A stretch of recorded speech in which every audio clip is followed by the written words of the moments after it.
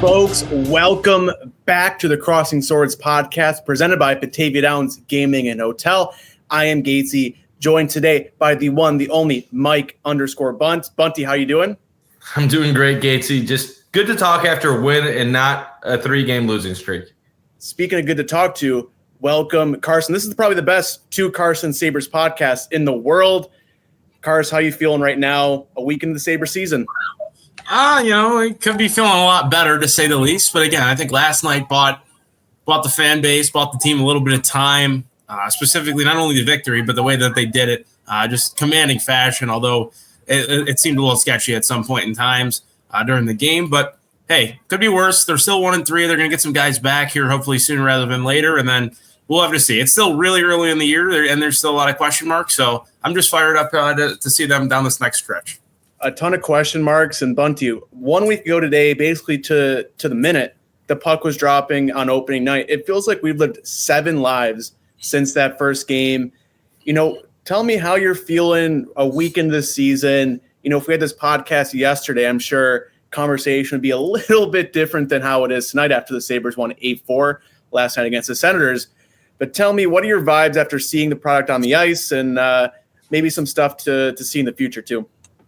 Yeah, so obviously the first 3 games really, really, really ugly. And as in terms of optimism, absolutely none after that. So that was depressing, especially after all the metrics said, maybe they'll be in the wild card race till the end of the season.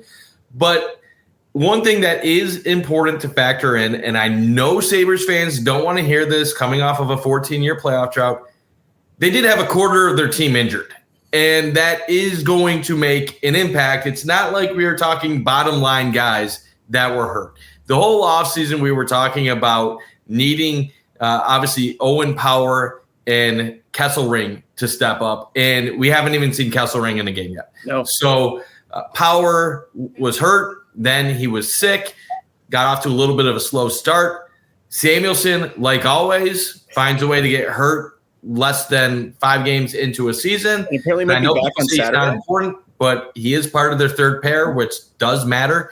And then you look at the offensive side. This is the part that's even more depressing now a couple games in. So many expectations for Josh Norris this year. I know he's injury prone. I know that he probably wasn't going to play the full season, but we saw so many glimpses of what he could be in the preseason and training camp. And to see him go down in game 1 on a non-contact related injury on a face-off, so disappointed. And in that point, yes, the Sabres are going to lose to the Rangers either way, but that just sucked all the energy out. And Benson getting hit by a puck in the face in practice, missing the first 3 games. You were then seeing guys out of position in different lines, and there was so much wrong. Even Jordan Greenway being out to an extent impacts the fourth line. You have Krebs playing minutes with the first line, which they tried to do that to avoid messing with the second and third lines. Then they realized, Krebs, you should never be near Tage Thompson in any capacity. And then you mess with the second line, the third line. Then you have Danforth up to the second line, and guys are all playing in messed up areas that make no sense. You have AHL players playing games. You have Gertson playing his first NHL games in 3 years. And then people are like, why does this team suck? Well, they suck because they're equivalent of a minor league hockey team. And people are like, well, the metrics, this, metrics, that. Well, the metrics weren't counting on 5 minor leaguers playing with the team to open the season. Yeah. I bet you if you would have said, this is the team you have for the season, the metrics would have said, that's a 73-point team, 74-point team. But the good news is you do have Zach Benson back. We saw the type of impact that makes. You will eventually get Kesselring back. You will eventually get some of these other guys back. And hopefully they don't destroy themselves before they get healthy and have a chance to actually show what maybe they're capable of. For sure. I think injuries were huge. You talk about the advanced analytics. A lot of them have us around that 90-point range, that second wild card position. The full team, I think this team can be in the running till the very end. I don't know if they're good enough yet to take that next step. But again, injuries, we talked about it. The Kevin Adams 14-leg parlay that he had thrown together in the offseason it's already starting to slowly fall apart a little bit. Again, they also bring in a new, I believe, strength and conditioning coach. Everything like that seems to it hasn't made any impact yet. The guys who've been injured continue to be injured. Samuelsson dealing with an injury, shocker. Although I will say I thought he's played pretty decent in that third pair sheltered role when he's been healthy. Norris banged up in the first game on a non-contact injury, and then you have a bunch of guys dealing through injuries throughout training camp. Kulik, Tuck, Benson, you name it. Power. It's tough to see the wheels fall off a little bit before the season even starts. The season's not even close to being over. Don't get that twisted. I still think there's plenty of time left. By the 10-game mark, you start to have an idea of the team. 20-game mark, okay, it's for real. The only issue is like by the 20-game mark, I don't know if we're going to be having that 20-game conversation. They can't wait 20 games. So the win last night, I think, is huge. For a team that's morale seemed to be so low and the vibes just seemed dead. That was one thing that this team I thought took a lot of pride in when we started to have hope that they could turn it around and there wouldn't be another rebuild, was the vibes. They were always high. It seemed like the culture at times was better than the Eichel era maybe per se, or the rebuilds that we've been through previous. So for them to have the win last night, I think that brings a little bit of energy back to the room. I think that's an important win against a divisional opponent as well. Dylan Cousins makes his return back to Buffalo. And just how it was done and the way that they scored shorthanded, 3 power play goals. They defeated a lot of the narratives to a certain extent. I still think there's tons of question marks, but they said, hey, okay, like we can get this done. First win's a big one too. Again, like I said it before, the first 10 games are really important. When teams can get off to a hot start, you ride that momentum, and when you're always chasing, it makes things a lot more difficult. So the first 10 games are really important in my mind, but we'll have to see. I'd love to see some of these guys get healthy. Hopefully Samuelsson can be a go come Saturday. Benson can continue to recover from his face injury and continue to stay in the lineup. And then we'll have to see about a few other guys. I know Lukin in practice the other day, and Alex Lyon, what an absolute beauty so far. We'll get to him later. But overall, you just got to get healthy, and hopefully you can get your way through this maybe at 500. And when you come back healthy, you can at least, you're not out of it yet. 100%. And, the way the season started is suboptimal. And I think the vibe changed from games 3 to 4 for this, Sabres fandom and what you're seeing online is like the craziest 180 I've ever seen in my entire life. We went from, jerseys being thrown on the ice, Fire Adams chants, to an 8-4 victory on home ice. And it was just otherworldly. The change I felt watching the team, it was night and day difference, and understandable why people were upset. I was upset after, they go 0-3, but the reason that change happens was, at least I thought, 2 big reasons of the Sabres shortcomings got fixed. One, they actually had a fire under their ass when they were playing against the Senators. They looked totally different, and their special teams was converting. Mainly their power play went 3 for 3, like you said, Carson. Also, I'm pretty sure I found your burner. JB, you two are on like the same wavelength in terms of what you're saying right now, which is great to see. So be sure, if you're watching, comment along, be a part of the show. And yeah, gentlemen, what kind of was that change for you? Maybe it doesn't have to be a specific thing, but were you shocked at just how quickly the narrative of this team changed of, oh, this team is going to go 0-82, it feels like, to, okay, there's something here. They're getting healthy. Maybe we give them a little time to figure things out. But before I ask you guys, I was, happy at seeing this because we knew the wheels were going to fall off for this team at some point in the season. I was really interested to see how they would respond to that. It was bad last game for a stretch. They were taking penalties. The crowd was getting angry. There was just a ton of emotion that we've seen the Sabres team kind of fall apart.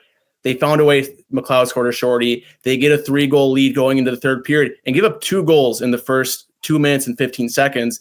And I think we all thought the same thing, that this is it. We have the same old Sabres, but they scored like a minute after their timeout. They got back together. They got the floodgates going. So I guess long way, roundabout way, Bunty, how are you, after this game, feeling about the Sabres in terms of, is this kind of what you imagine now that you're seeing Benson back in the lineup, hopefully a Kessel ring soon, kind of that nature? And you're also seeing some guys maybe thrive with a new chance here. Yeah, so Gatesy, not to be like the Debbie Downer here, I really don't. You turn the dark side. I don't really feel a vibe change after last night. Okay. I know you said that you did, so we might be interacting with different portions of Sabres Twitter. I still think most people believe that was just a sloppy but fun win over a below average hockey team missing their best goalie was player not good with their backup goalie in that. Yes. Like that's what it really is. Like, let's be real. Brady Tkachuk 100%. is out. They have a backup goalie in. Yep. The Sabres early on were getting outplayed. They get a lucky goal, which sometimes it can be all you need to really turn things around. And the key change in that game was really the response after allowing the second goal, getting the shorty, and then obviously Benson working his butt off, and then putting a few back to back, and then even the third period, the timeout and the response to really kind of calm things down and say, hey, let's get back at it. Here's my thought on what that win does. For a moment, it calms things down. The Sabres started 0-3 last year too, so let that. And they did recover after an 0-3 start, and they eventually did get to that point where they were around wild card contention going into Thanksgiving. Now, the big difference between this team now and that team was that team had JJ Peterka still and Dylan Cousins, and there was some thought that they had a decent amount of goal scorers. While right now you don't have Cousins, you don't have Peterka, Kesselring is still out, so you're going to need some other players to step up overall. But I guess what was encouraging is I think Benson makes a huge impact on this team. And it's one of those things about Sabres Twitter that sometimes I don't like, is that we're so used to everything going wrong that sometimes we can't see things going right. And Benson is a player that realistically probably never should have been in the NHL at 18, 19 years old as a 13th overall pick.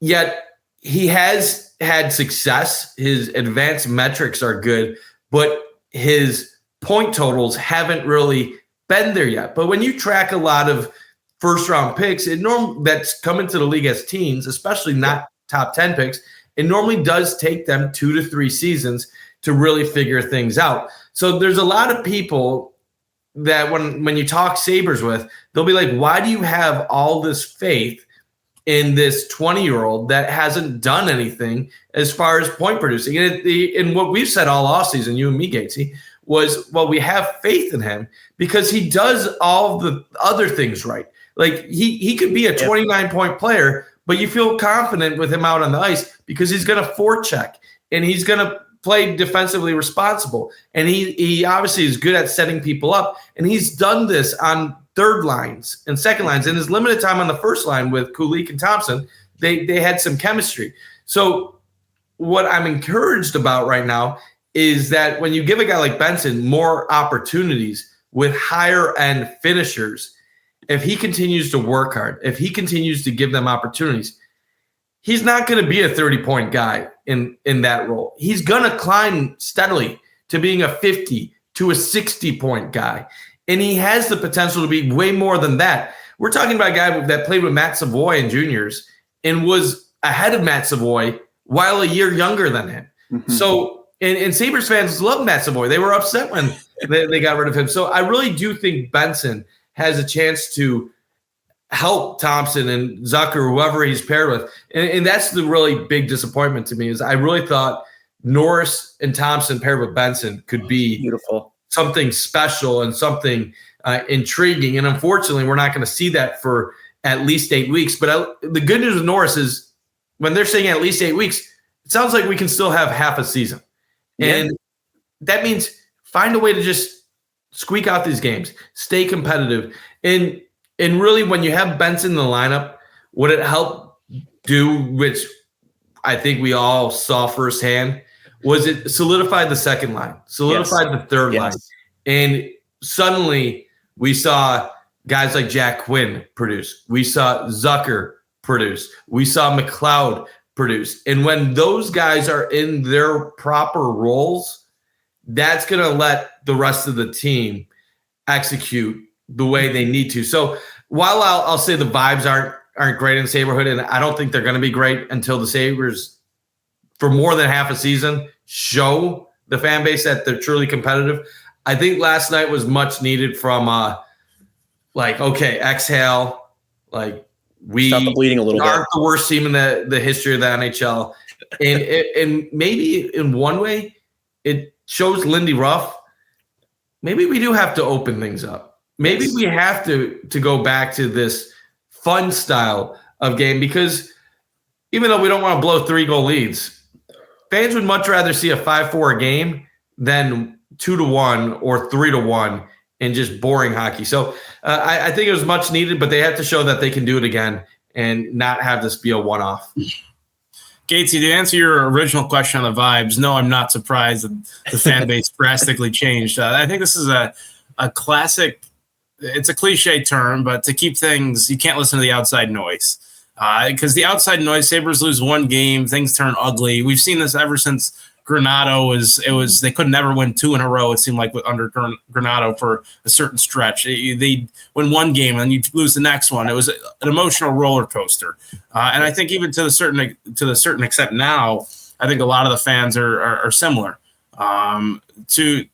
To address something, I don't think they played a bad game against Colorado in general. It was the best one. They got off to a really strong start. Of course, in absolute Sabre fashion, McKinnon scored the first goal at a rough time when you're pressuring the offensive zone, and then McKinnon comes in, backhand, beats Lyon. And they responded well, too. Tage puts a nice goal in, and then after that, it just seemed a little bit downhill. But overall, I didn't think they played a terrible game against Colorado. They come back, and they drop 8 on Ottawa, which is an encouraging sign. And then if you look at the end of the Boston game, too, they showed some signs of life dating back to late last week, especially in the third period. So I think they've been slowly getting a little bit better. I think that is correlation to some guys getting back and also just getting yourself back into the season and the swing of things. It's a long year. It takes a toll on your body. But it's a roller coaster with the fan base, with how the vibes are. But overall, I thought they've been getting better. And Bundt, you brought up a good point of opening the game up. Last night, I don't know. It's just a question mark until I see it consistently. Is it a product of just how the game unfolded, or is it them strategically trying to open things up, having the D join the rush a little bit more? And is it a schematic strategic change? I don't know. I've seen at times last year where it seemed like they opened things up, and in the very next game they'd score 1 goal and register 23 shots. But we'll have to see. I don't know. It seemed like they play when at their best when they take a few risks. They let some of their playmakers make some plays, and they were a great 5-on-5 team last year, one of the best. And then special teams was a disaster. But last night, again, power play, 3 power play goals. Start the year, the penalty kill was money. I know Ottawa scored a goal last night on the power play. But overall, big stops, though, for the PK. Yes, right. That's a big win last night. It buys a little bit of time. If you can just battle your way through this, get some guys back like Kesselring, Luukkonen, Norris eventually way down the line. Who knows what Danforth's up to right now with a little bit of an injury with him. But when you have also Jordan Greenway. Yes, Greenway as well. Greenway, we shot some flashes with him when he was healthy last year. So you can just battle through this, get yourself at 500, just still be in the race somewhat. I think that's no moral victories, but I think at least you're content with that. Yeah, I think all fans really want to see is just this team in the fight when it matters most, and it's not, the season's over by December, over by January because you go on a long losing skid. If they can just keep their head above water for a while until Norris gets back, and then they can hopefully put together a bit of a run, and we can kind of see this team as we envisioned it all summer, as, we can kind of think of what this team can be. It's when you have Josh Norris on your first line healthy. You have Greenway back, solidifying your bottom 6. Kesselring's there to elevate Owen Power. You have UPL in the mix too, and hopefully he can take a step. And it's just an interesting dynamic that the Sabres are in. And I know this wasn't how we envisioned the first week of the season to go, but it gives me some sort of, maybe solace that we saw them at, I don't want to say rock bottom because there's a hell of a lot worse, we can get to and we've seen before. But they can get to a point where it seems like the world is ending. Every reporter is asking questions like, how do you stop this? We're getting jerseys thrown on the ice, like everything you can think of, tickets going for $8. And this team, they found a way to put up 8 and get the arena loud. Like, I don't know what you guys thought, if it was just because of maybe some new audio in the arena, but it just felt loud watching on TV against Ottawa. I felt the energy at home, and I feel like I haven't really, experienced that in a while. So that was really nice to see. But gentlemen, we are 7 days into the season. We've had 4 games to kind of watch. Some guys just, 1 or 2. But is there anyone you've seen so far that maybe you're a bit high on that? You expected them going the season, they've kind of exceeded expectations, or they're meeting those marks and they're a big part of this team moving forward. Bunty, if you want to get us going on who you're high on right now. I mean, I've already mentioned him in the show, and I'm going to mention him a lot more. How can you not be high on Zach Benson? 4 points. He's played 1 game, and he's leading the team in points with 4 assists. So Zach Benson, to me, is going to be the most important player on the Sabres this year in terms of will they have on-ice success or not. After the Norris injury, it's pivotal for him to step up and really play a big role on this team. They don't have enough top-end skill guys. Like, when you think about what the Sabres are right now, like Tage Thompson is a finisher. Obviously, Tuck can put the puck in the net, but he's more of a hard worker. Zucker has goal-scoring ability, but he's not really a flashy type of guy. He more does things he has a good shot, gets in front, grinds. McLeod has some flash, but not the best finisher. So, like, you look at Benson, he's really one of the few guys on the team where you look at him and you're like, yeah, he's a grinder, but he has that high-end skill that they really don't have a ton of throughout the roster now that they've gotten rid of Peterka and Cousins and stuff like that. So Benson, I think, is the key to this team because and Doan is another big part of this too. Doan is another player I've been very impressed with because he does bring a physicality. He does play hard. He does, but he also has ability too. Like, he's not just a big man skating around looking to hit or forecheck. Like, he has the ability to set guys up. He has the ability to score some goals. So 3 assists last night. Yeah, so those are 2 guys that I'm paying a lot of attention to, and I've been impressed with. And when you see what the Sabres are trying to become, those are the type of players that need to elevate the guys around them. And I still don't know how they're going to really overcome Norris being out for 8 weeks. But if Benson can set up Tage and can help out the top line or second line, wherever he's paired, that's going to be important to me because I feel like my biggest concern is, and this might sound weird, Thompson might be one of the top 5 goal scorers in the world. But I don't know if Tage Thompson is a well-rounded enough hockey player to the point where I trust him to carry the team on his shoulders and lead them to success. When I look at Tage, I see elite shot, some dangling ability, and he's a fun, exciting player. But I see a lot of turnovers. I see a lot of mistakes. I see defensive liability.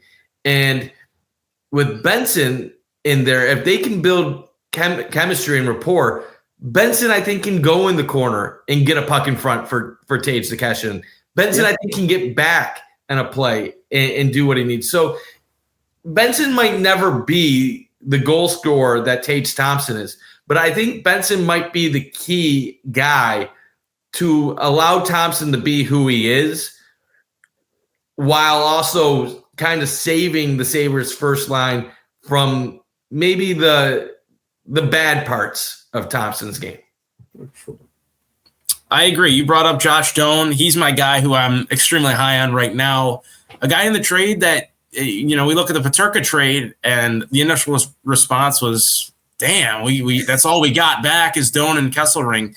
It's not the players that, like, I guess we're disappointed in. It was just we thought we could have got more back. But overall, I thought Doan has been phenomenal through the first 4 games. He puts up the 3 points last night on 3 assists, and that's all fine and dandy. But I think it's what sometimes the box score doesn't show when it came to him. It seemed like he was making plays left and right, generating opportunities, specifically on the boards and laying the body around as well. So he's a guy who I think has got plenty of upside. I think somebody did comment too before our show what our realistic possibility for potential for his points are this year. I think it was JB who commented that. Yes.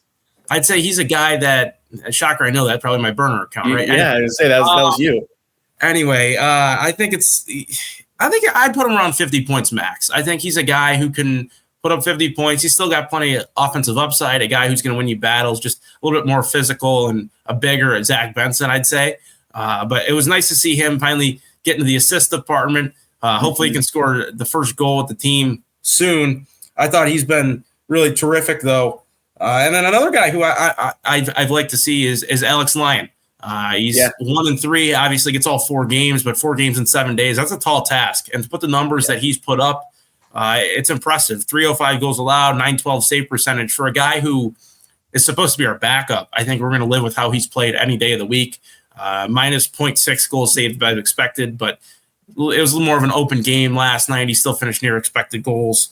And he's kept us in every single game, plain and simple. I think there's been a few games where it could have ran away from us early in the season here, and he's kept it close. Defensively, I thought they've done a decent job in front of him as well, to pair with a good penalty kill. But on the penalty kill, he's making saves. He's a big reason why the penalty kill's sharp right now. And Doan and Lyon, the few guys through the first 4 games that I can confidently say I'm pretty high on right now. Yeah, you guys really hit the nail on the head on, I think, those big names and guys who I think play the game the right way too, of, Josh Doan, Zach Benson. They're always working. They might not get the points, but they got rewarded for it last night. And it's awesome to see. I appreciate we're getting a ton of comments in. AJ big online as well. And yeah, we'll get to the goalie situation in a minute. But a guy that I'm high on, it's kind of weird. I'll let you guys stick with Doan, Benson. Obviously, I'm big on them line as well. But Connor Timmins, a guy who was kind of an afterthought addition for this team, had to step up in a big way of playing top 4 minutes to start the year with all the injuries to the Sabres decor. And I thought he's looked very serviceable. Last night, him and Dahlin had a little bit of confusion on the 1 goal. But other than that, he has stepped in a big way, just been a solid part of this defense where they've been, serviceable. You don't really notice him too much, which is a good thing. He's had some big block shots, some big clears. And he stepped up in a way that really could have had a big detriment to this team where you're down some of your big defensemen, you're down some scoring. You have to be really strong in your own end to have a chance in these games. And he has been. He's been a good addition, which I'm very happy for. So that's a good point here. And yeah, Victor, needed to find a deal center to play with Tage. I think that's kind of my big question mark right now, guys, is, Tage at center. We saw it's there, but we really saw how this line worked with Josh Norris in the preseason and how Tage looked last year on the wing. It just feels like the center core right now, if you look at it, if you have Thompson at 1C, you have McLeod, Kulik, and Krebs. I just feel like you're really hoping for a game like last night where everything goes in to really see that full potential play out. I don't know how you guys are feeling about the center core before we get in net, but do you like Tage as your center on the first line right now? I mean, how many options do you have right now? You don't have exactly. I'm fine with Thompson at center if that's what they need to do to get by in the short term. If they want to put Thompson on wing, I guess you can always mix it up. But as far as the center options, I already think Ryan McLeod has been playing 2 up as a second line center at times. I prefer him more as a third center. Kulik is not somebody I really want playing on the top line right now. End of the season, different scenario than beginning of the season. Don't want to say Kulik was in Ruff's doghouse, but definitely was addressed yesterday in practice that he does need to play a little bit better if he wants to continue to earn minutes. So there really is not there's really not a great answer for who should play center on the top line. And you know what? That's a fair, valid criticism of Kevin Adams. Let's be real. We talked about this going into the season. We said they need another top 6 forward, preferably a number 1 center to go along with Thompson. And yes, Norris looked good, and that looked like it was going to work out. But you still would have the question of who's going to be the number 2 center, with Norris being the number 1 center. So I think that is a very legitimate concern right now, and something that the Sabres didn't adequately address when they knew there was the potential of injury concerns and lack of depth if something was to happen. think you answered it pretty perfectly. They don't have many options right now. Kulik's not helping in a whole lot of shape or form. McLeod, he looked shaky to start the year. He backed that up last night, though, when he played an incredible game last night. So it seems like he's always a guy that seems to start the year a little slow, too. I think he's a product of just the 1-3 start. But he's just an incredible skater, a guy who I have full confidence in going forward. To the second-line center, I think it's a little high for him, too. But we'll have to see. Tyson Kozak, I'm fine with on the fourth-line center, but that's all that. And you're not going to throw him any higher than that. But, yeah, with the Norris injury, that kind of derails a whole lot. It makes things a lot more difficult on you. So we'll have to see what they do, but I just don't think there's a whole lot of internal solutions to that center role right now. They're just going to have to kind of roll with it and hope it works for the best. Yeah, that's kind of the position they're in. But I don't know if you guys have seen Rochester, but they played 2 games, both Noah Ostlund and Isak Rosén have 3 points each. Is there like a point in the season where you would call up these young guys to maybe fill some gaps? Because right now it's the Sabres really focus their offseason in bringing in vets for this team. I'm trying to read what Victor said, but Paul Hamilton, watch your language, like same page. Like it's when do you call up these younger guys? It's kind of been the conversation. The offseason they went with more vets, but I think Sabermetrics put out this tweet, Kalanius right there. What's the difference between Yuri Kulik being your number 1 center and Noah Ostlund, Konstantinius, Isak Rosén not being able to be a first call-up, but also being too good to be in a trade package? So at what point were you going to call up, or do you think the Sabres are going to call up one of these guys? So I'll say this. I think Ruff already addressed this a little bit. He said if there was time to call them up, it was going to be like kind of before Benson and some of these other guys return to the ice, because they had holes in the roster. And you can argue with the approach that they took, deciding to go with some experienced AHLers in favor of those instead of some of the young talented prospects. But I also think in the past, the Sabres have rushed up prospects, and sometimes it's been a detriment to them, and you've seen a lack of success. Like Isak Rosén, like that's a guy we've talked about for years.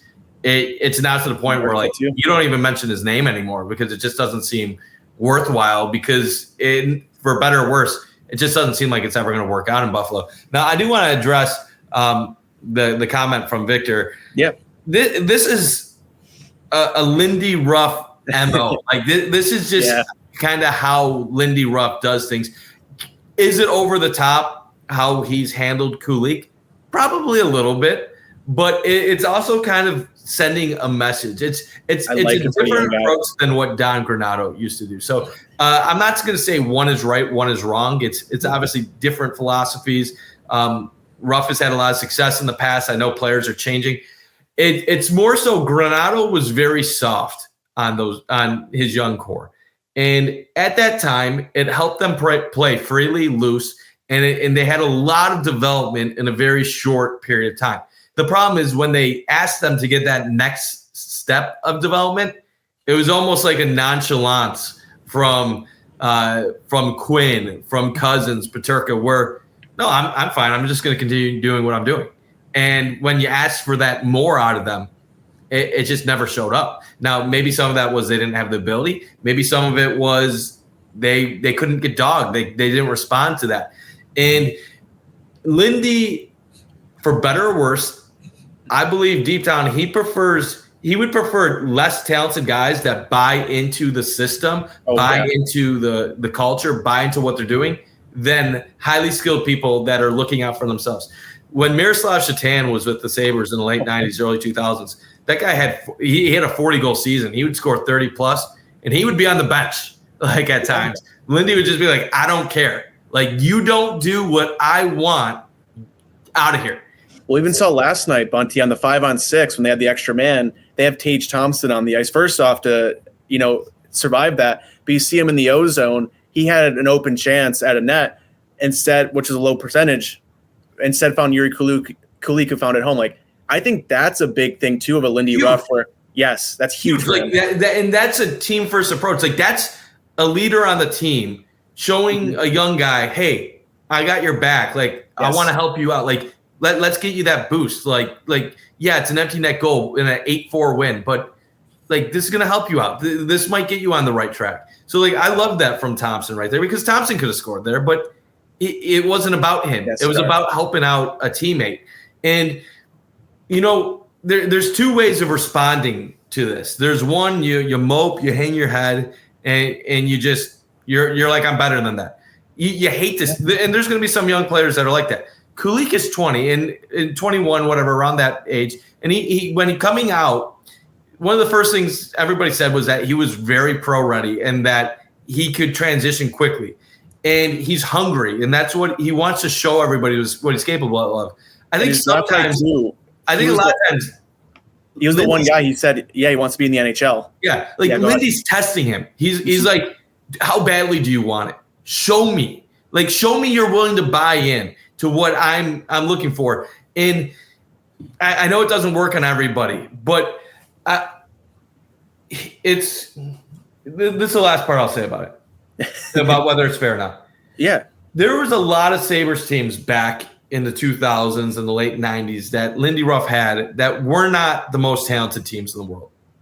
But they bought into what Lindy said and was trying to do, and they took off. And I know it's 2025 now, and maybe things that didn't work, that worked 20, 25 years ago, don't work anymore.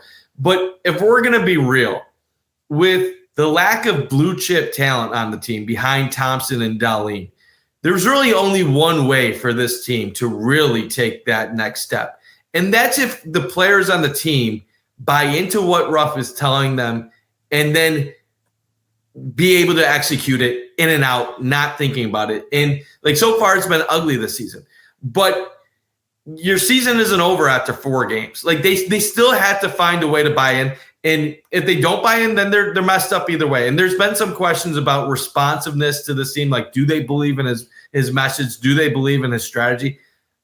We don't know. But I think we're going to have a better answer after 20 to 25 games than we are after 4. Do I believe this is a playoff team? No. But if Kulich doesn't buy in, and I'm not saying he's not, that's when you go to Hellenius. That's when you go to Noah Ostlund, and you tell Kulich, you're not the only coveted prospect we have in our system right now.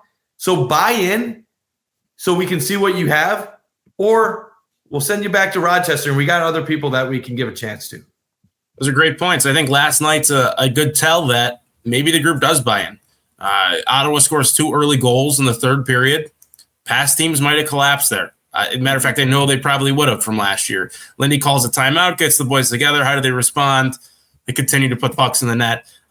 It's a good response. Plain and simple. That seems. I was proud of that growth last night. I was watching a movie for class at 10:30 somehow.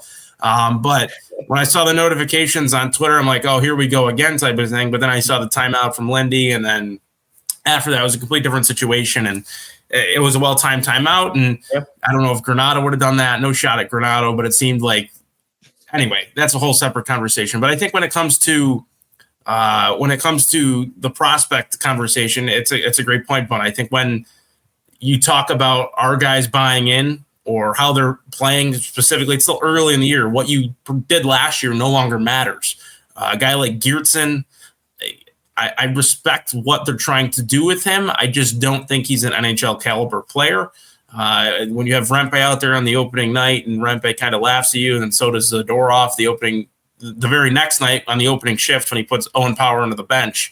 I just kind of think his role is a little there's not a whole lot there when he's playing 5 minutes a night. I think that 5 minutes a night could be turned into 9 minutes of night of somebody who's more productive from Rochester. And I think Josh Dunn, he's kind of impressed me. I think he's a guy who's a solid fourth liner, who's a guy who could play in the NHL. Maybe not your ideal guy right now, but he's shown to me that whole fourth line against Colorado, I thought, played a productive game. They had a lot of good offensive zone shifts. But a guy with Hellenius and Ostlund and anybody down there that's rising the ranks for Rochester, I think they're close. I just think Roseanne, he's kind of a guy who, if it would have worked, it would have worked by now. I think it's kind of, you got to make a move with him. If you're not, I think his trade value consequently goes down, which it probably already is at this point. So we'll have to see with him. There's always some late bloomers. Hellenius, I think, could be a guy who has plenty of potential that we possibly see this year. Dan J, let's go, buddy. Hey, thank you, Dan J. That's awesome, man. And then Osland, the guy who got some time last year, didn't show to be too ready as it stood. So we'll have to see, but I personally would like to see one of those guys up here if we struggle within the next week for sure. So we'll have to see, though. If they show some success with the team they got, there's no reason to make a change. But if things start to falter, there's no reason why you shouldn't be bringing up one of your prospects from Rochester to see what they have, because right now you got no other choice, because we know a trade is highly unlikely with the current stance of the team. Yeah, and just want to shout out Danja and AJ for the super chats and the contributions to our show. We're obviously trying to take this Sabres pod to the next level. We never ask for donations. All we ask for is, if you're watching and you like what you're hearing, please subscribe to our channel, like it. We know there's not a lot of Sabres podcasts out there like there is Bills and stuff like that. But this is going to be a consistent Thursday show throughout the season. So we welcome everybody that tuned in, is commenting. We appreciate everybody that is contributing to the show. And it's awesome. Carson, love your points. And then one last thing I do want to add to the conversation. We have seen firsthand where some of Lindy being tough on young players has consequences. We don't know 100% if that's what drove JJ Peterka to not wanting to resign in Buffalo, or if it was more contract negotiations.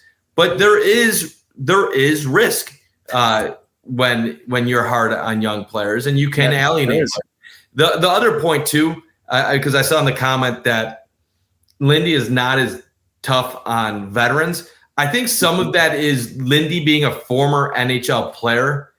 He trusts that if you've been in the league for 5, 6, 7 years, that you know how to conduct yourself as a pro, and he gives them the benefit of the doubt that he gives them the opportunity to turn around. Maybe they have discussions privately, but it's more of a, I call out young players in the media to try to know I'm on their ass and they need to turn around.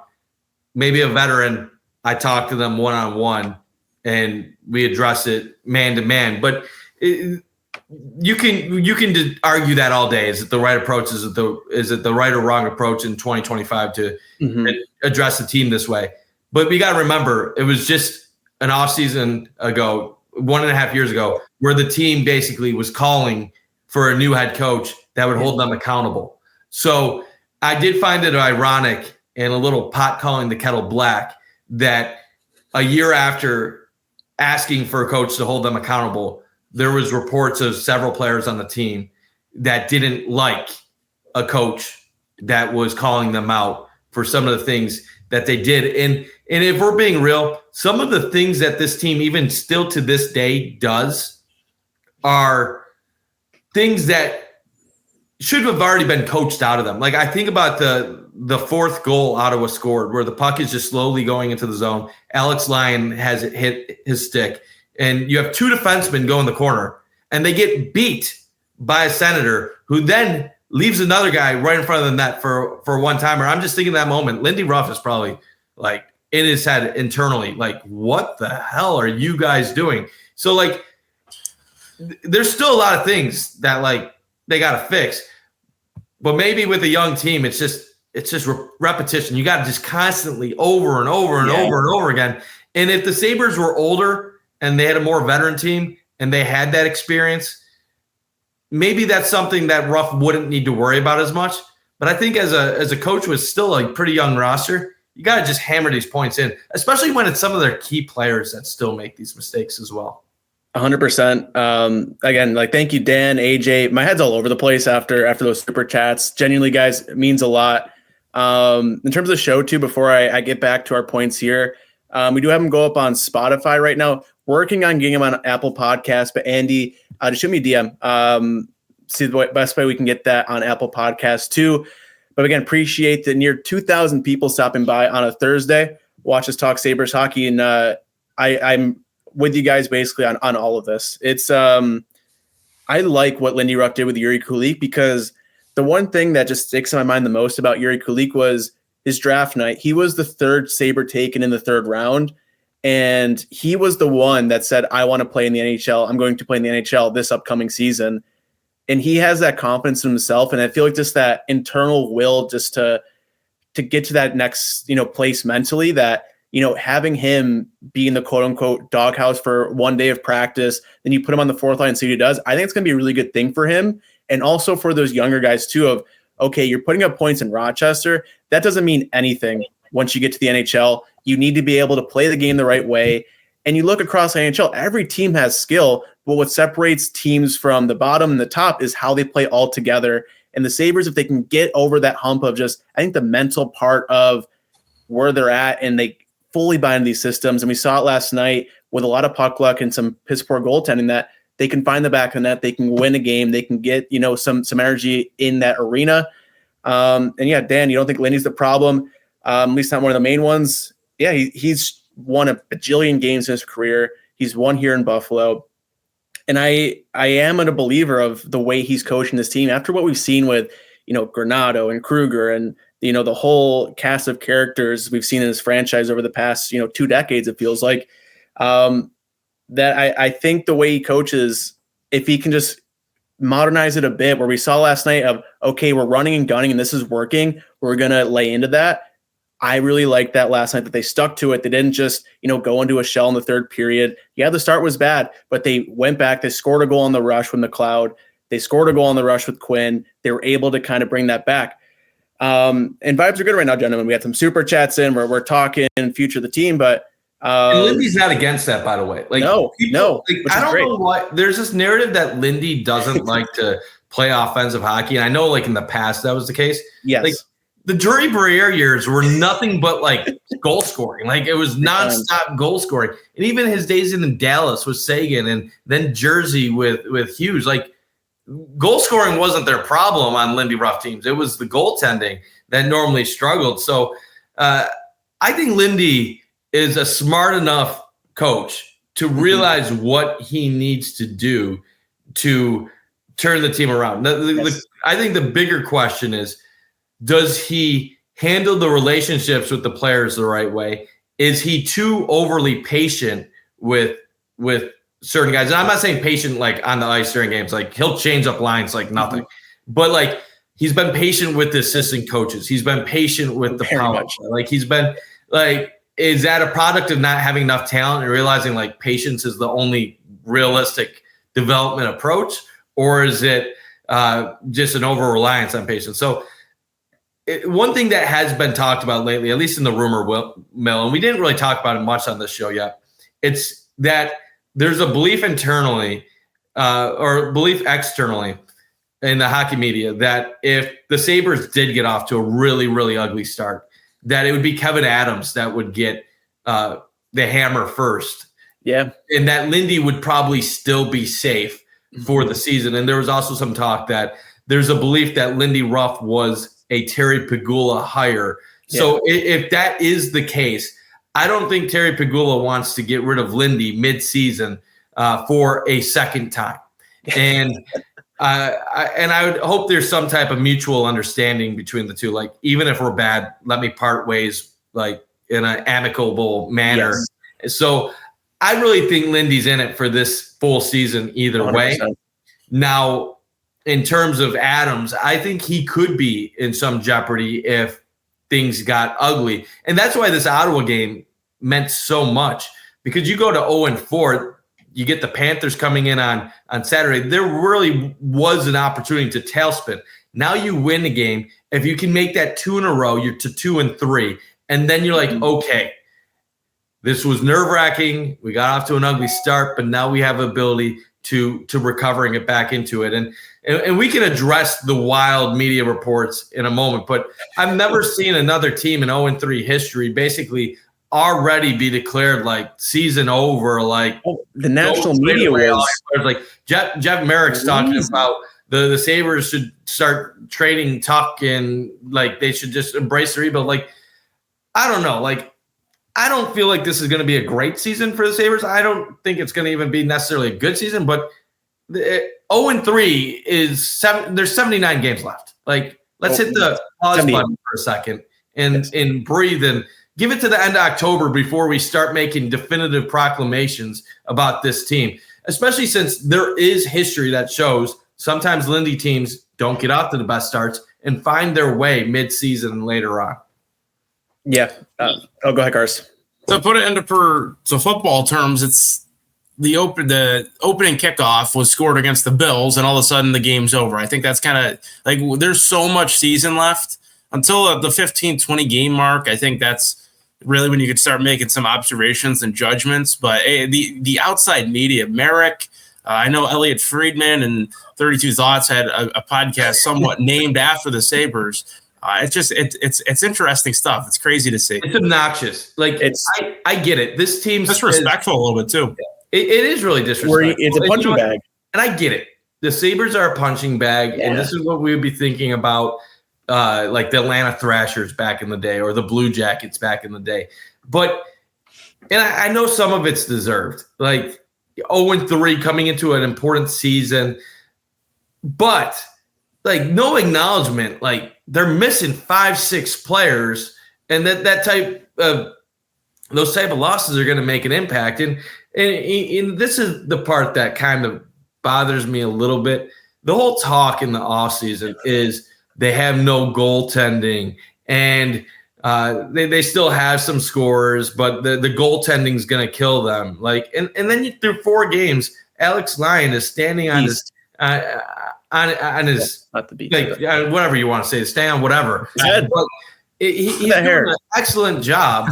And the only real problem with the Sabres has been their goal scoring. Like everybody's acting like those first 3 games were blowouts. Like the Rangers game was, for all points, like it was a 2-0 game. Like they allowed a late goal with 5 minutes left. They knew it was over. They allowed another ugly goal, an empty net, 4-0. Like it was a 1-0 game for 55 minutes. The Bruins game was 2-1 with an empty net, and they score an empty net goal with 2 seconds left. Yeah, it's a 1-goal game late. 1-goal game. Even Colorado was a 3-1 game. Like not a blowout by any means.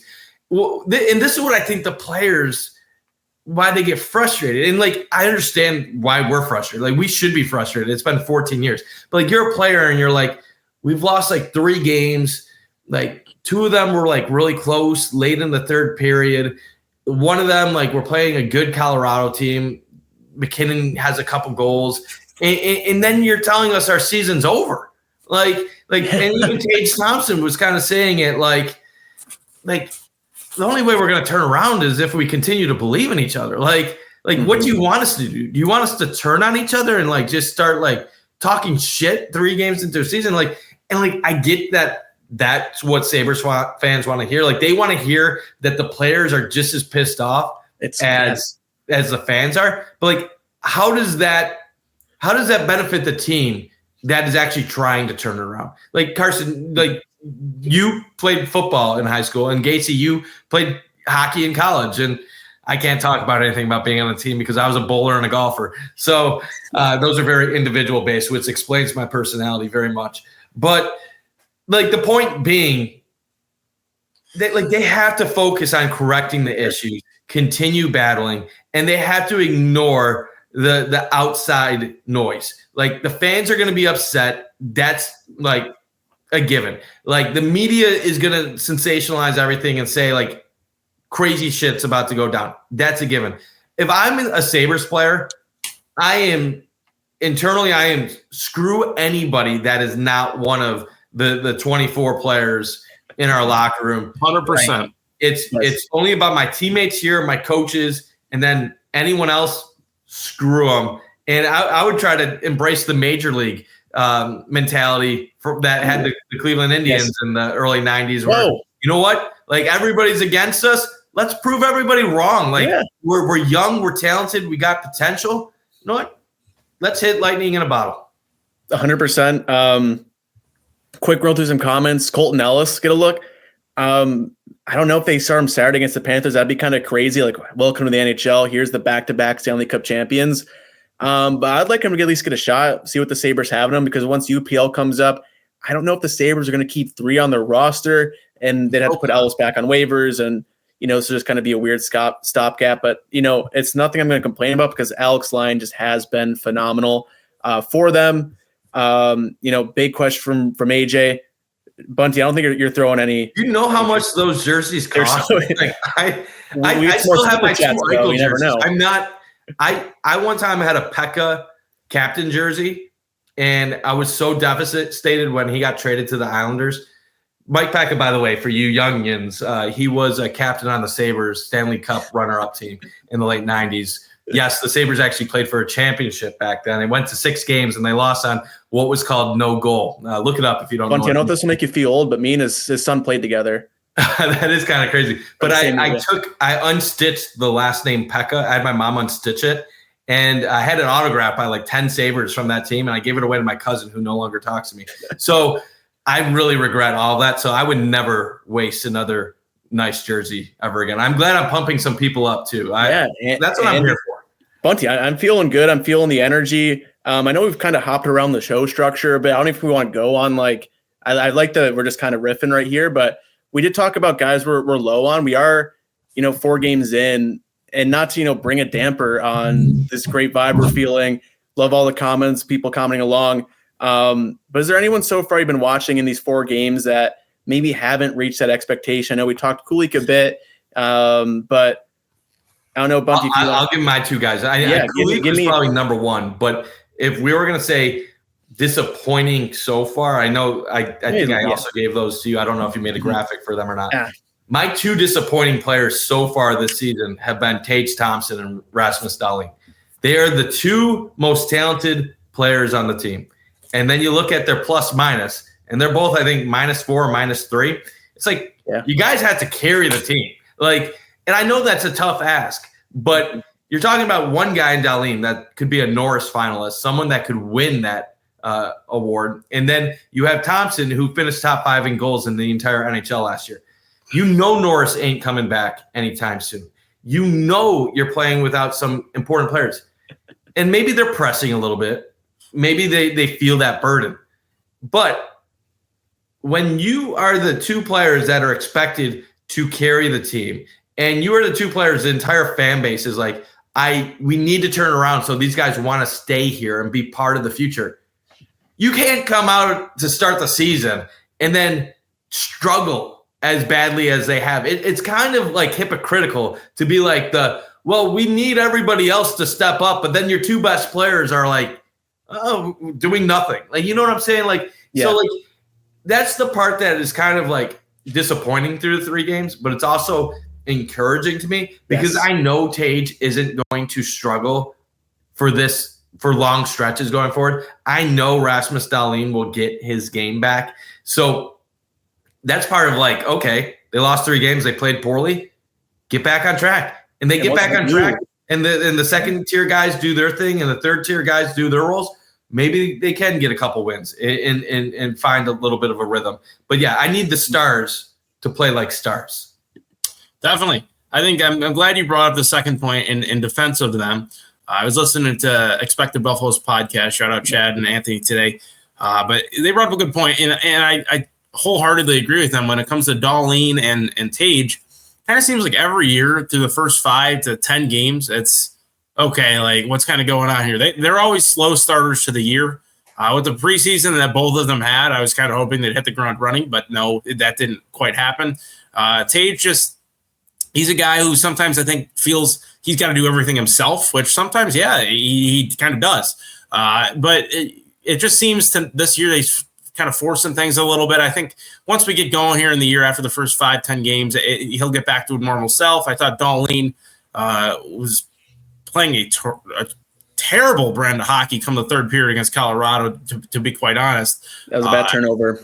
A brutal turnover in the second period, and then he just seemed like there was nothing to go for him and when it came to breaking the puck out in the 3rd period. But again, these are guys that have full confidence in going forward, but a guy that I'm low on, and this really is no fault of his own, I guess you could say, like I even said, I think he's played well in that 3rd pairing role. It's been Matthias Samuelsson. The best ability is availability, and this guy has not been very available. He just misses games. It's kind of a tough thing. He plays a physical brand of hockey, and when he's effective, it's because he's playing a physical brand of hockey. He's a big guy, 6'5". He great shutdown defender when he's on it, And you could tell when he's not playing his game, it's because I think he's battling through an injury or possibly afraid to re-injure himself, and he can't be as physical. So it's difficult to see, because I know there was so much hope with him and being a shutdown, lockdown guy, but when you're only playing 40 to 60 games a year, that's very difficult to establish yourself. So again, I thought he's played well through the 2 or 3 games that he did play. Hopefully he can get back. I'm glad it's just a short-term injury this time, but he's got to stay off the injured list. I think at some point in time, you got to reflect on yourself and see maybe if you can change your game a little bit, or if there's something that maybe you're doing wrong rehab-wise. But it's good to see Samuelson play. He's just got to stay healthy. That's the only reason why I'm a little low on him right now. I've always kind of been a fan of him, but he's just got to stay healthy. He's got to stay healthy, and like JB's saying, like, he's kind of in the same boat as that Connor Timmins of those first couple of games. He was thrusted into a top 4 spot, something we talked about all of season. Like, he's going to shine because he's not going to be put in these big minute situations. He was put there and he looked serviceable. Another question from JB up here, just who's replacing, who's out once Greenway comes back. Danforth got hurt last game blocking a shot. He's kind of on that list. Krebs, I'm a Kozak truther. I think Kozak's probably one of those first guys out there. But the Sabres have a plethora of fourth liners in their lineup right now, so I think they're going to kind of rotate that. Greenway will be a big part of this team. And Josh, good point on faceoff. Something we haven't brought up. Sabres got absolutely dog walked in the faceoff circle last game. It was like 64%. Ottawa won. You're missing Norris. Like, that's a huge loss for them. So it's interesting to see. Power physical after the whistle with Drew. AJ, that video. It went up crazy for us on Twitter. People loved Owen Power getting chippy, and it's been a complaint that people have had about his game is he hasn't had that edge. He looked like he had that last game. If he can keep that, you get Kessering back. This Sabres D is going to be a lot more stout, and the style of Sabres hockey is going to be one that's a lot more fun to watch, and there's going to be better about it. Victor, yeah, same thing. He's getting there. I think last game we saw it a bit more, and I like that. Love to see it. And yeah, Norris was up with faceoffs. We saw in the preseason he was like 10 for 11 the one game. And yeah, McLeod was great last year. Need to see a bit more from him. And Dan J. Yeah, Tage was selfless on that empty netter last night. And we talked about it a bit earlier. That's such a good thing to see of one, the Lindy Ruff style of selflessness hockey, of setting your teammates up, but also the way Kulich was. Yeah, you have in the back half to come. I just couldn't read. And that's what a leader does. That's something that gives me some promise. In terms of someone I'm down on, it wasn't the start we wanted for Kulich. I know Bunty, we talked preseason of who's someone we need to see a step in. I said Yuri Kulich because the Sabres needed that, strength in the middle 6. They haven't really had that. But I'm also going to say Bowen Byram. He was the guy that was a huge talk this offseason of, what's his future here in Buffalo? He was someone that, he wants to be a number 1 defenseman on a team. Right now he's playing with Rasmus Dahlin, someone that like Henry Okiharu looked incredible with, someone you put anyone in the lineup looked great with Rasmus Dahlin. And that pairing's just kind of been meh. Like, they need to really put on like their capes and get to that next level, because I think that's what we really expect out of a Rasmus Dahlin and Bowen Byram pairing. But yeah, gentlemen, I don't know if you agree with that. I feel like Byram's like a name I don't really hear at all. We could be down on that handful of players right now. You can bring up Jack Quinn, but he just had 2 goals. Before that, Ryan McLeod could have been somebody after his first 3 games. Hell, you could have even said Jason Zucker, even with his 3 goals, because he had some lapses as well. The point being, after 1 game, we're not going to be as harsh on them because a lot of them had good performances against Ottawa. One player that Senators fans are down on right now? Dylan Cousins. He's a -7 through 4 games. So he was a -3 last night. Some things never change. You could say, did the Senators win that trade or did the Sabres win the trade? I don't know. Norris not playing is still better than Dylan Cousins being a -7 for the Senators. It sounds like a net equal right now, but we'll see down the line. Yeah.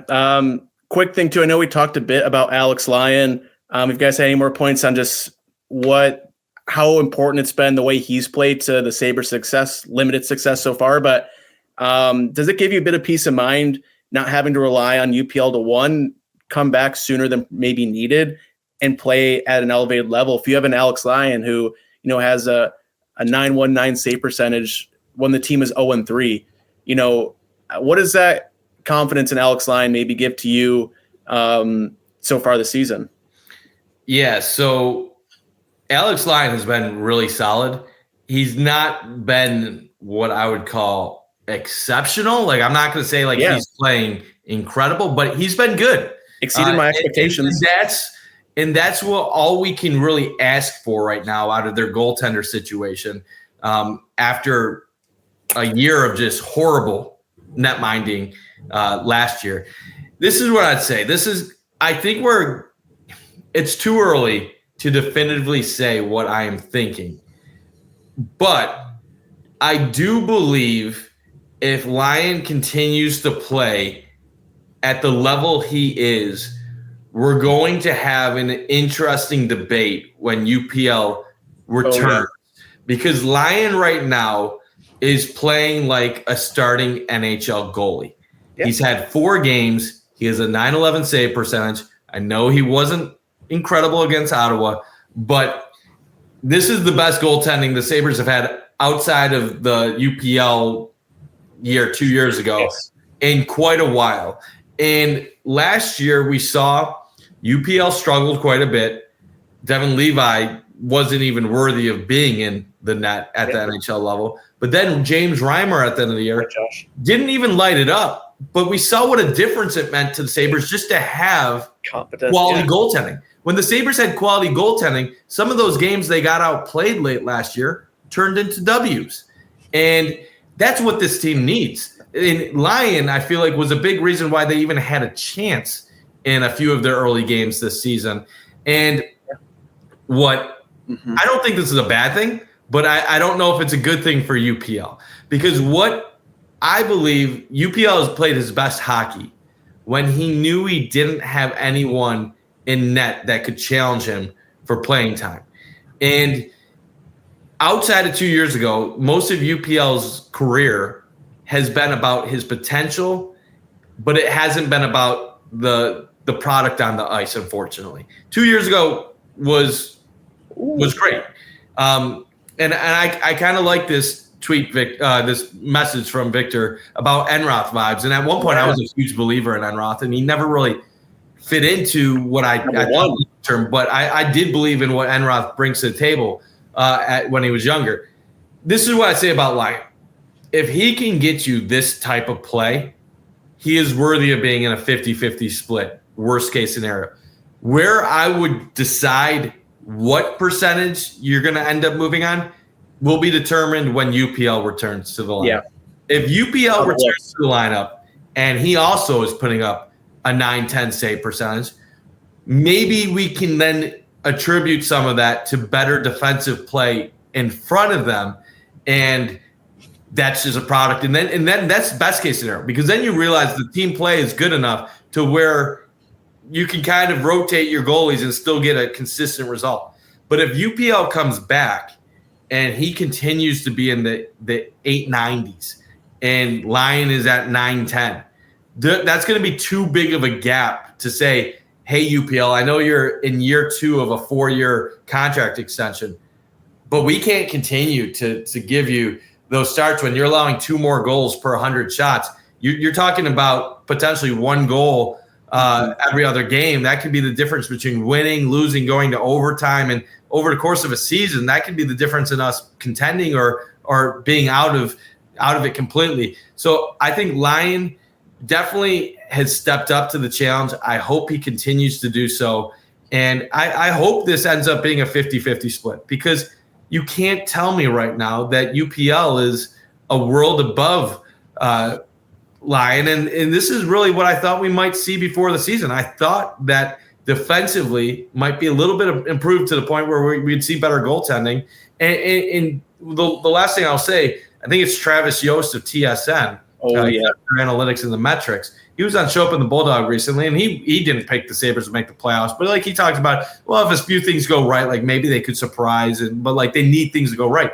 But the part he was very kind of negative on, which kind of surprised me as an analytics metrics guy, was he was he's you could have a good defense, but if you have crap goaltending, you have crap goaltending.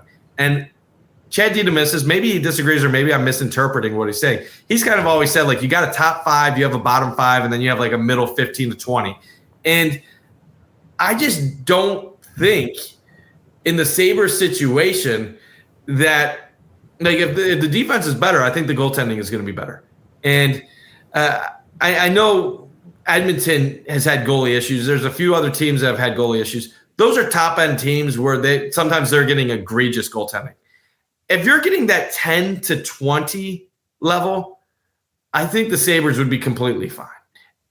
100%. I think the thing to keep in mind was Reimer towards the end of last year. It became Reimer's net to lose. I know UPL was dealing with a little bit of an injury towards the end of the season last year, but Reimer took that job over, and look at Reimer now. He failed to even make the Leafs on a PTO. So I think that kind of tells you a little bit about kind of their thought process and how they value UPL. They numerous times they've said UPL is their number one goalie, but go out and you sign Lyon. He's a veteran presence, good guy who's seen some success in the NHL before. But I just kind of want to pump the brakes a little bit with Lyon because we've seen before in Pat. He's kind of a streaky goalie. He's a guy who carried the Panthers what seemed a few years ago single-handedly to the playoffs.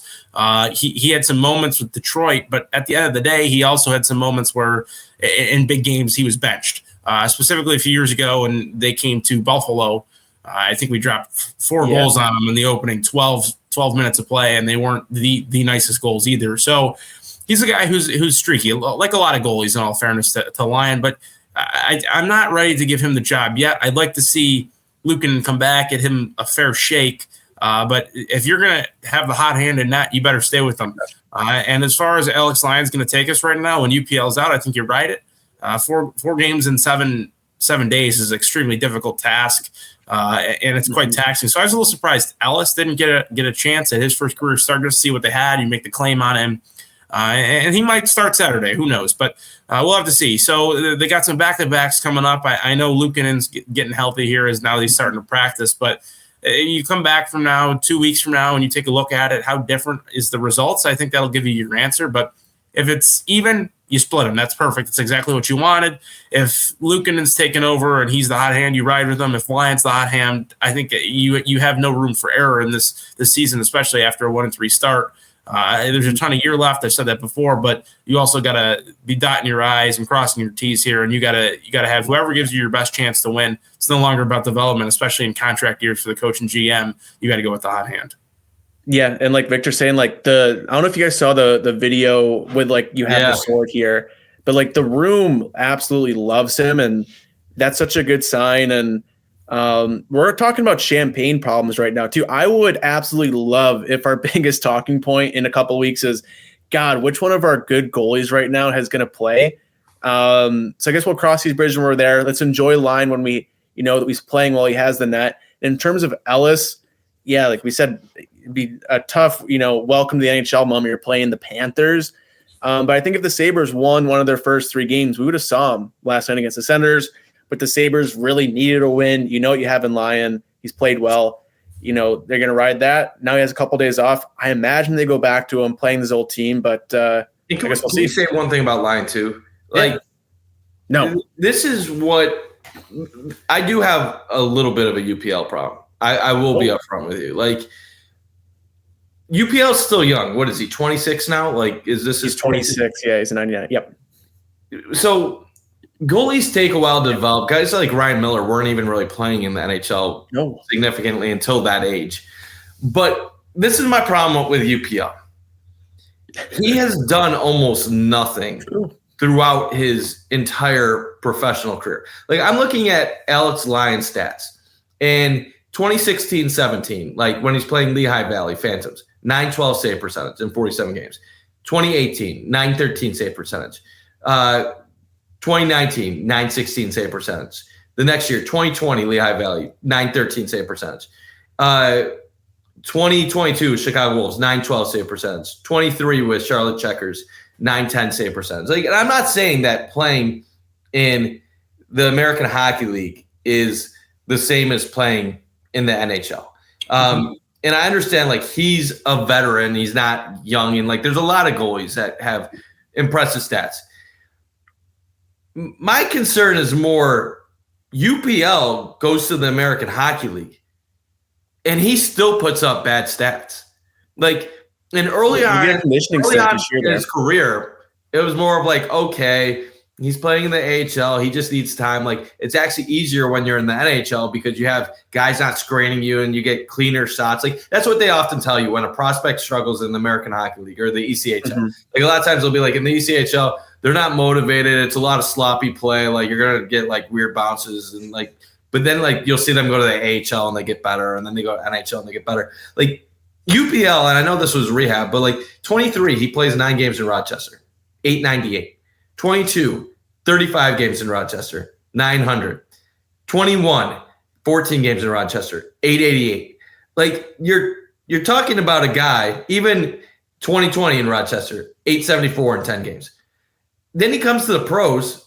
He plays 55 games last year, and he's an 887. Mm-hmm. He played 33 games in 2023, 892.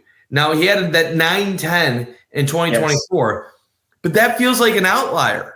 Yeah. When the guy has stunk or been below average for like 6 out of his 7 like professional seasons, mm-hmm, or like going back to 2021, like there's really not that much success. And I'm not blaming it all on him, Victor. Like, I do believe UPL is talented. Just putting it all together. My issue, and like I know playing with the Sabres is a tough situation. Like, they're not playing good defensively in front of you. They have a lot of odd man rushes. This is the part that makes it tough, though. So, like, we have advanced metrics now that show goals saved above expected. We can see high danger chances, but UPL doesn't do well in those categories either. Like the ones he's supposed to save, he doesn't save. And he's a big goalie, but he gets himself out of position routinely. Yes. And he's slow sometimes going cross sides. And this is one of those categories where, like, Alex Lyon is 32? He's a veteran goalie. Yep. He's experienced. He has more knowledge. He might not be as talented, but I think he has it better up here at this moment. And a lot of that might just be confidence. Yeah. Like what JB is saying. UPL 100%. Lacks it. So yes, even if you have the talent, if you lack it and you don't have faith in your teammates, because like this is what I think happens to UPL. He starts out normally pretty well. Then he faces a couple odd man rushes, a couple high danger chances, gives up some goals, will allow a 6-goal game, and then it's a down spiral from there. And what I think the Sabres need, and I don't know UPL personally, but you need to be headstrong as a goalie. You know that, Gatesy, more than anyone. And I don't know if UPL has gotten to that point yet. Not that he won't, but I'm to the point where, like, I don't need a rotation in net just to say, oh, you get 50%, you get 50%. I loved what you said, Carson. If Alex Lyon is hot, yep, start him for like 3 games in a row. Like I don't care. And if UPL has it going, give him the starts. Like, if that's what these goalies need, they need to see the coach confident in them. Like, ride the wave. Don't try to like appease goalies by saying like, oh, we're going to get you all your time. Like, no, your team stinks. I don't care about appeasing anybody in this room. Like, just do what is working and don't overthink it. And we'll see what UPL can develop. But I am not going to give UPL the benefit of the doubt. He will need to earn that ice time. And if Alex Lyon starts struggling, switch it up. But right now, the way Alex Lyon is playing, I'm riding it until it goes to crap. Carson, how do you feel about UPL? Yeah. He's a guy who he's weird. Like, I don't know how else to put it. He's a guy who Gatesy or UPL. Whoa. But you look at him. I remember the year just before he broke out. Like, there was concerns of, well, he's got potential, but he hasn't had a good season since he was back with whoever he came up through before he went to the ECHL, Cincinnati. Before he went to Cincinnati, it was the stats just weren't there. He's not a guy who puts up a ton of stats, and he goes on an absolute run where even then we failed to provide run support 2 years ago, and comes back last year. It's just for him, it seems like injuries have also kind of stunted maybe some of his potential that he initially had, especially those hip injuries, and then comes back last year. It didn't seem 100% right with him. And then towards the end, Reimer takes the net. So he's not a guy who it's not like he's a superstar. So it's, you get 5 of those where he's guaranteed that starting spot when he comes back. I think it's just something that he's going to have to slowly mold his way back into. And I still think he's got some potential that's untapped.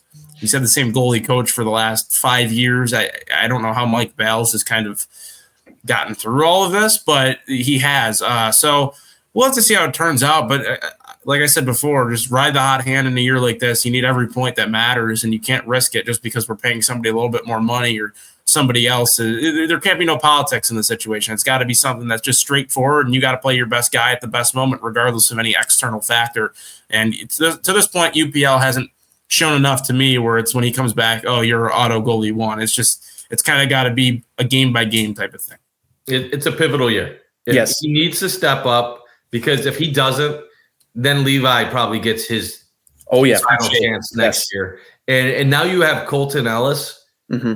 That's a whole nother goalie prospect in the room right now. So I really do think we're hitting a pivotal mark to where UPL needs to show it this year, and then Levi needs to show it in the next year or two. Yes. Or they start moving on from that being a thing, and some of those younger goalies in the ECHL and then juniors. There's a lot of them for those chances. So what once looked like a very intriguing goalie room of the future is quickly turning into a better show it or move on. So, which is what we've been talking about for the whole Sabres lineup this year. Like with Yuri Kulik, you got to prove it.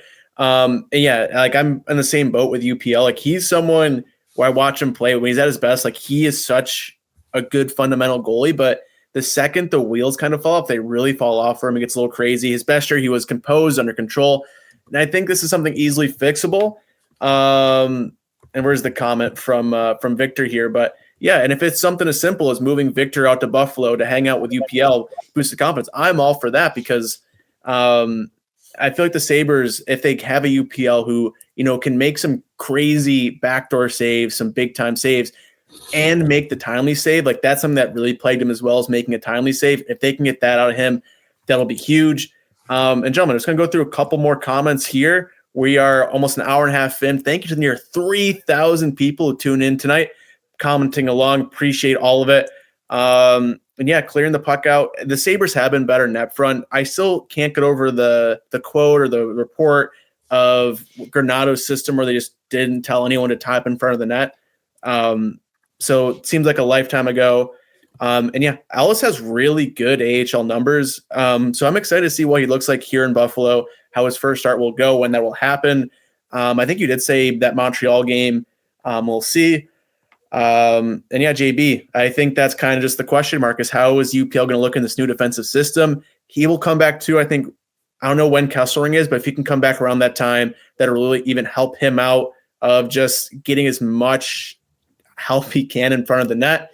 And pre-workout in front of the pods. I wish. This is just the love of the game, Matt. We're here. And even Victor, 2 a.m. God bless you. 3,000 people because of you. Agreed. You've been a trooper. I couldn't imagine watching, Sabres 82 games at 2, 3, 4 a.m. at night. You're a trooper, fan of the year, of course. But gentlemen, do you have any kind of final thoughts? Folks at home, do you have any questions for us you want to answer as we start to wrap things up? But Bunty, this has been the longest week of my life, all of our lives. I don't know how the Sabres have played 38 seasons in this 1 week, but any kind of closing thoughts before we wrap things up?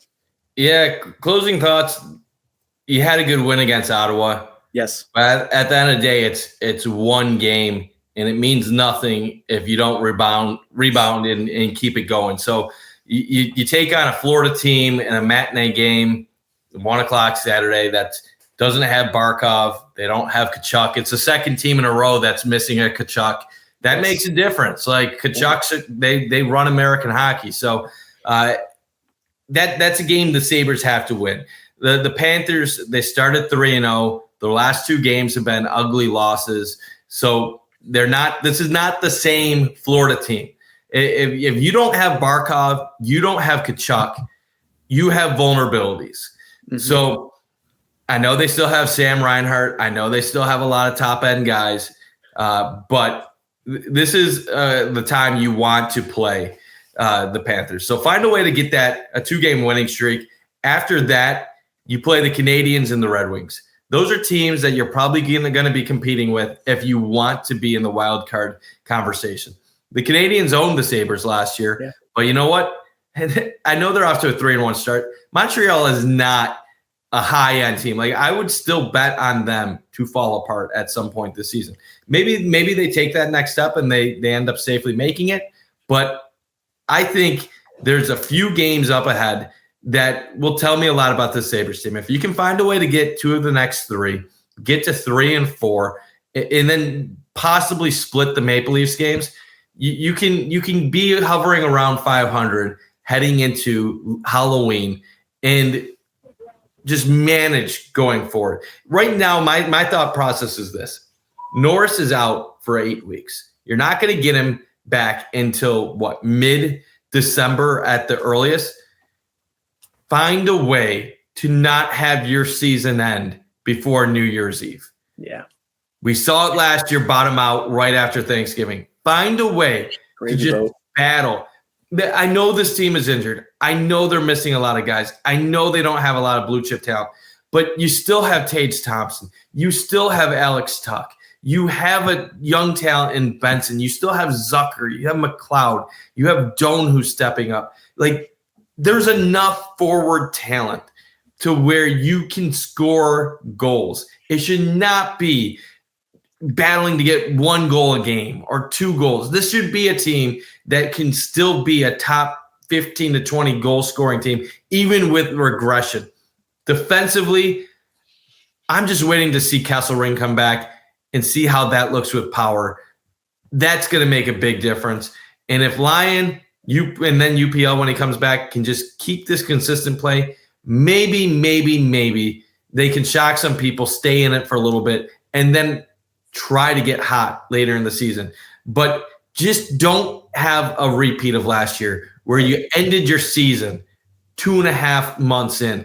And that's why everybody's talking after 3 games like it's over. Like, I just hope this team just ignores the fan base, ignores the outside noise, just focus on getting better, buy into what Lindy's preaching, and then just maybe you can find yourself in the race in the second half of the year.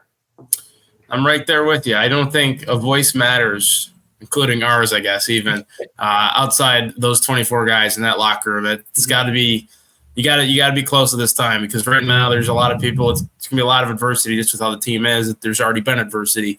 You're going to have to battle through that. And the culture, this is when culture is tested. So you kind of stole my thunder here. I was going to go off the teams and the games going forward, but it's all right. Panthers, they're beat down. They're battling injuries just like we are. If you're going to beat the Panthers, the time is now. You got to take advantage of that opportunity. Bare minimum, I think you got to get a point out of that. And Canadiens, Red Wings, those are teams that I view them as in the same tier as we are. I know the Canadiens, they made the playoffs last year, but I still feel, and along with the fact they own us, but I still feel that's a team that's very beatable. And the Red Wings, they are literally just us, just glorified as an original 8 team. So to me, this is a big week ahead of us. I think this is going to be very telling. If you fall, let's say you lose 2 of these and maybe there's 1 overtime loss or something in there, I still don't rule completely out a major change happening, possibly in management.